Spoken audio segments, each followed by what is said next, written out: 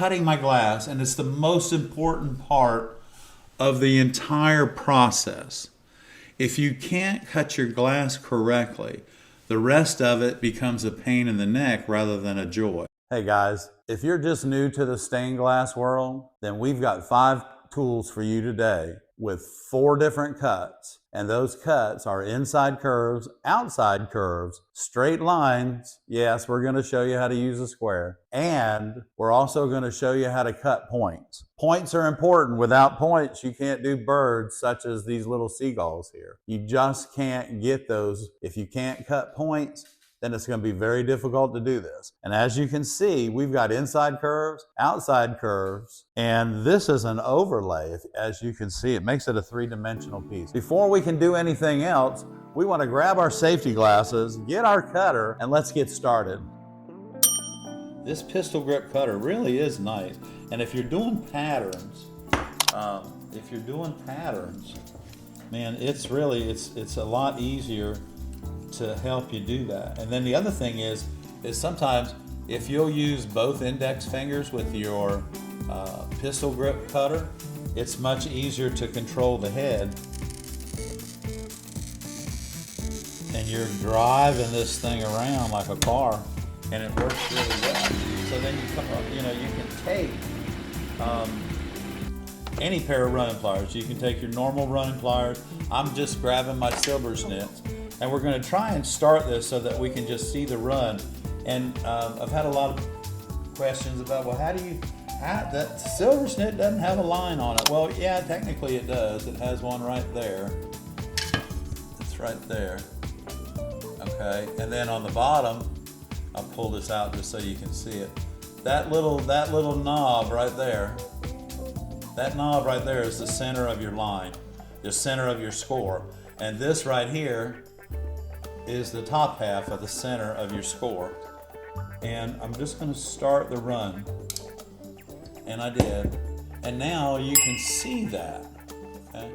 And just so if you do that and you get this started, it doesn't matter if, and I'll cut this another piece of glass rather than the clear glass, but if you do that, and remember when you get in behind this, you just put your little finger right underneath of that score right there, your thumb on top, and we're just going to pull down, and the away part comes automatically.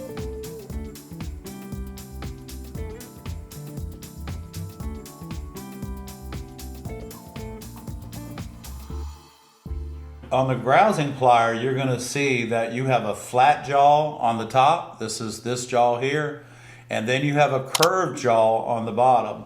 And these are used not only to break your glass, but they're also used to eliminate flares, or burrs, or little pucker marks where the glass doesn't break correctly. So this is what a grousing plier looks like.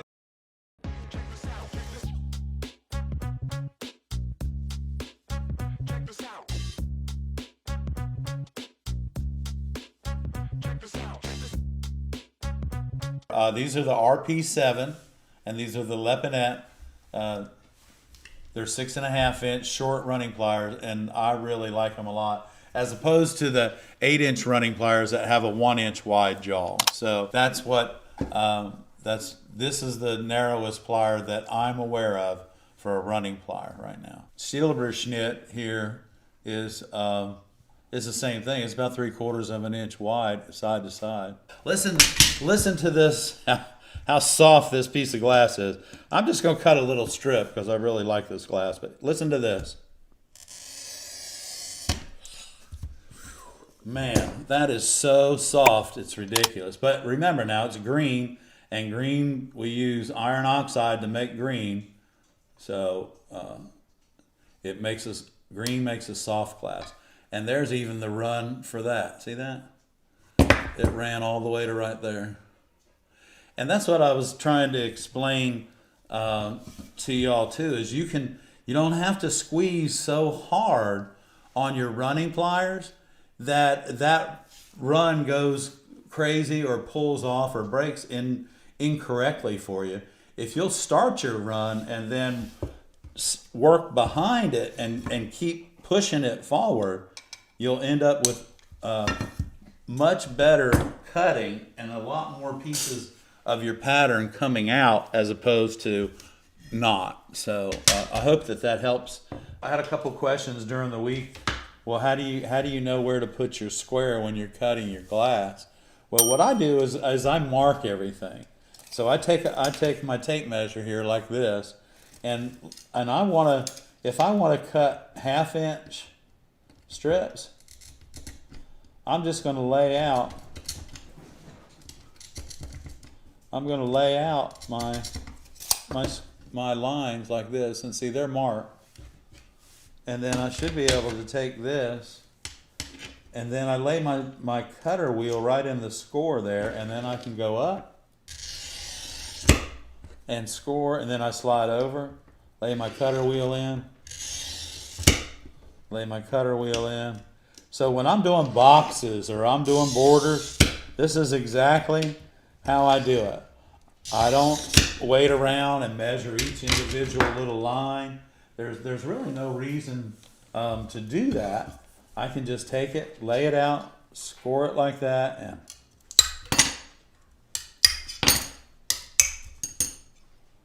so the square. If your glass is at a square, it'll tell you. See that?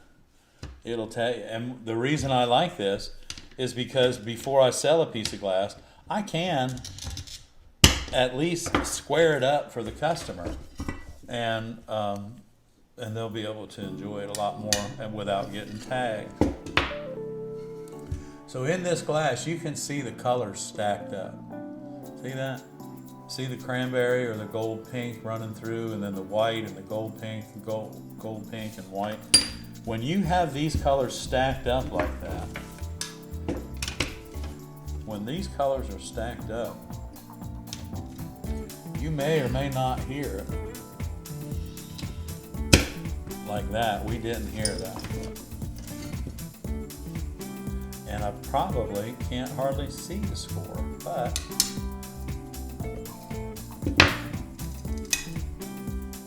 there it is right there. Now, this happens, and the reason that happened is I had my silver snits not directly on top of the score, but off to the right. And so because that little button there wasn't lined up, it gave me this really ugly flare here. And that, y'all, is not what we want. It's just a simple little curve in that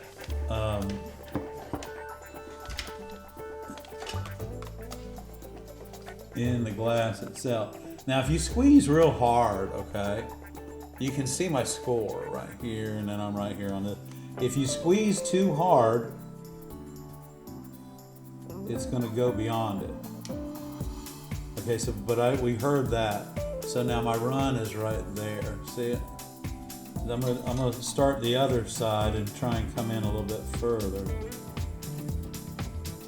I'm just holding underneath of it so that I can feel it when it breaks, but also I can hear it.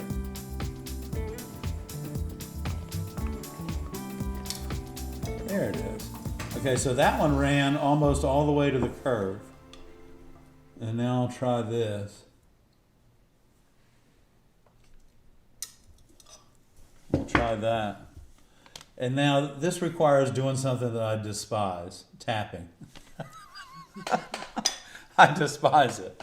But anyway, it works. And it is another way of cutting glass, and there's nothing wrong with it. It's just, me. So I'm going to make sure I'm in that curve. And I'm going to come across into the curve. Just like that. Now I heard it pop twice. Now I'm going to take my running pliers. Now normally I would use them like this. But now this time I'm going to put them over top of it. Here we go. Okay, one there.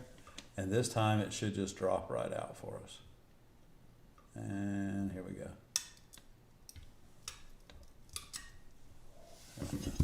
So then if that corner needs to be a little bit sharper, you can do that with a 3/16 diamond bit, and you can make it anything that you want.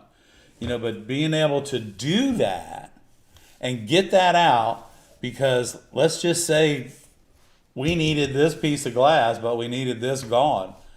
So, you know, actually that kind of, if I do that and put that there, that looks like a dog. And this would be Mary because there's her tail. This piece of glass, then my glass cutter wheel would be on the inside of that black line right there. Not out here. Not out here. On inside that black line right there. And this is my pattern. And now I know when I get down here, I'm going to go around here, but it's not going to break for me that way. It's going to be two different breaks. But now watch this. I'm going to depress my head, and I'm going to stay right against my black line. First thing we're going to do is straighten this up. And we're going to straighten this up. Just like that. Hopefully this will pop. And it did. And now we're going to take, I can see the run, it's right here. I'm going to drop in behind this. I'm going to try and run this a little bit more. Now when this gets down here, it's probably going to go ahead over this way. But if in fact, maybe I can get this started like this, it's probably going to break right here too. Yeah. And the reason it did that is because this is its weakest point. So I'm pulling down here trying to get this to run around there a little bit. But when I pull down and this finally gave, your grousing pliers are very hard to control. So it just went to its weakest point. And this happens to me, it happens to you, it happens to all of us.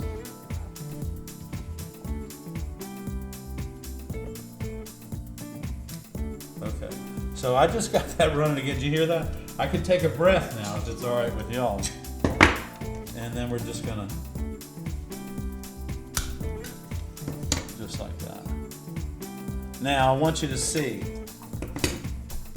the black line is on the piece of glass that I don't need, okay? My pattern, I might have to clean this up a little bit, but with the grinder or whatever, but this will fit my pattern. And remember, the black line is left on the piece of glass that I don't need. See that? And something that I just noticed, if I take, so this were my paper pattern here, and I'm going to trace this out on my piece of glass so that I can cut it for my window.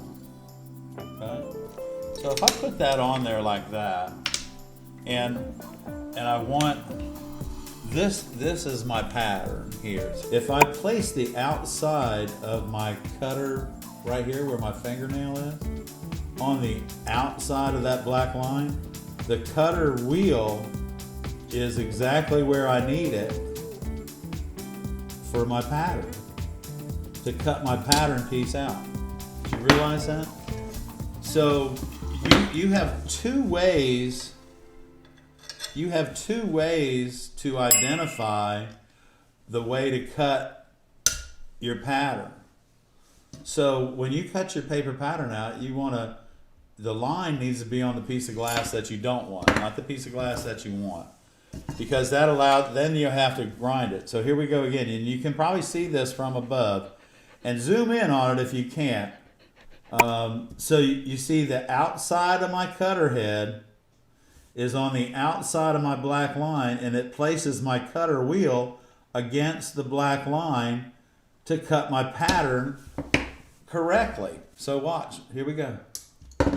This is the piece of glass I need to throw away. This is the piece that I'm keeping. Here I go. I'm going to cut this out now, and I'm going to do it the same way. The outside of my cutter head, the head is it fits right on the outside of my Sharpie line. Okay?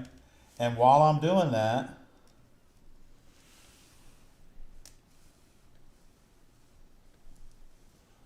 Now my wheel is rolling, and I'm also turning my glass because I'm not standing up cutting. If I was standing up cutting the glass, I would not be turning the glass, I would be turning my hand. So let me show y'all something. This right here could cause me to have an accident. Okay? So I'm gonna eliminate this right here and then put that over there. Now that gives me this little bit right here. So I'm gonna try and pull down right here and just listen for it to start. Let's listen for it. And see, I'm not at the very edge because I don't want to crack it. I'm inside a little bit. And I'm gonna try and get this point. There it is. That just ran. Now I'm gonna come over here and we're gonna do the same thing. I've got my index finger under here. I'm away from the edge. And you heard it pop again. Now it's still stuck together. Okay, so let's just come in here. The run's right here. Let's drop in behind it, pull down, chase it, and away. Now, you see my black line, and this is the piece that I don't want, okay? That means my pattern's probably gonna be pretty close to exactly what I wanted.